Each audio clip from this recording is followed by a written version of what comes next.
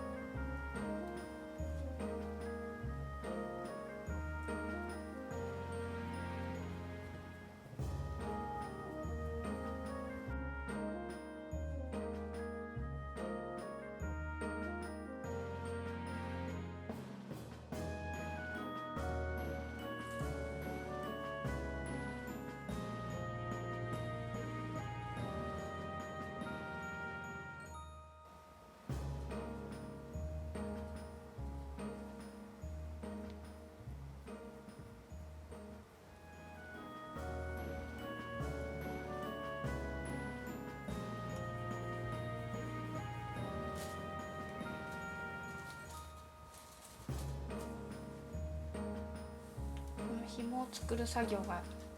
意外と練習がいる。あ、そうなんですね。そう。難しそう。紐を作って粘土を足して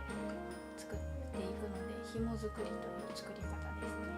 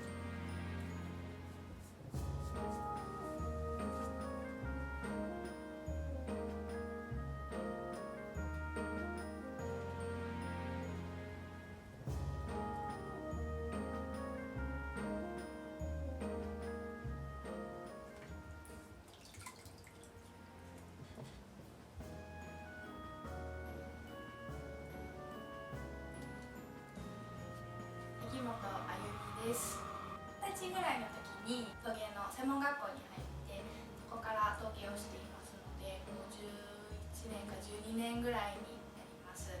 基本的には手びねりという技法を使って花瓶や器を作ってます。ご飯の時の食器というよりもお家にいる時間やお茶の時間を楽しむような用途の作品が多いです。モチーフは植物や自然のものが多いかなと思います。田舎育ちなので影響があるかなと。作ることがとても大好きなので自分が楽しんで作ることを大切にしています。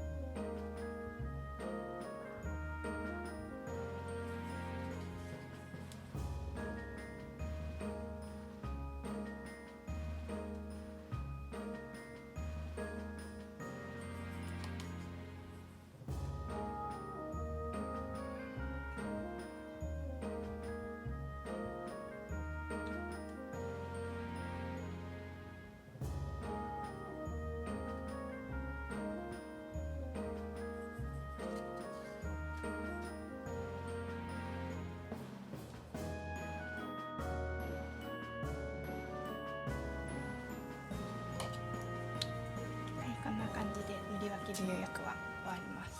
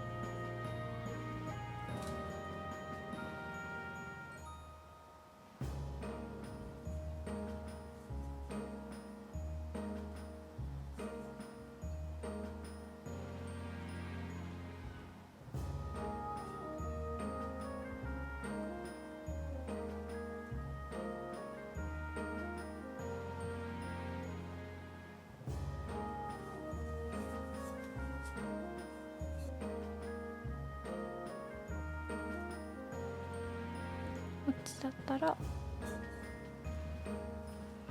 こんな風に染み込んでいく。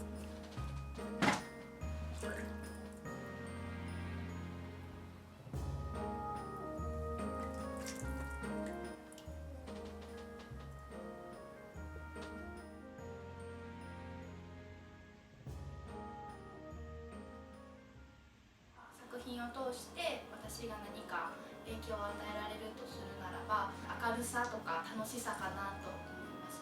すごい失敗が多いタイプなんですけど、あんまり落ち込んだりとか暗くなったりしなくて、そういう私の様子を見てすごく明るくなってくれた人がいて、少しでもこう人に影響を与えられるならそういうとこかなと思ってます。私は物語とか音楽が昔から大好きで、特に陶芸の作品に影響しているのは子どもの頃に読んだ絵本だったりとか児童書だったりにたくさん影響を受けて作風が出来上がっていってるかなと思います。例えば魔女の宅急便の原作が大好きだったりとか、あとはピーター・ラビットとか、そういうような要素が好きです。自分の中に好きな世界観みたいなのがすごく昔から強くあって、お花屋さんで働いてるのでモチーフにする植物だったりとかも自分の世界観にぴったり合ったようなフィルターみたいなのとうまくマッチするものをモチーフにしたり影響を受けたりしてます。和の心とは繊細さです。繊細さっていうのは大行なものよりも静けさの中にある美しさだったりとか、あとコミュニケーションの心遣いもすごい細やかなものが日本には多いかなと思っています。お花で例えるとヨーロッパで品種改良が進むとお花ってどんどん大きくてゴージャスになっていくんですけど、日本が古来からあるものってこう原種のそのままの儚い姿のものとかを楽しんだり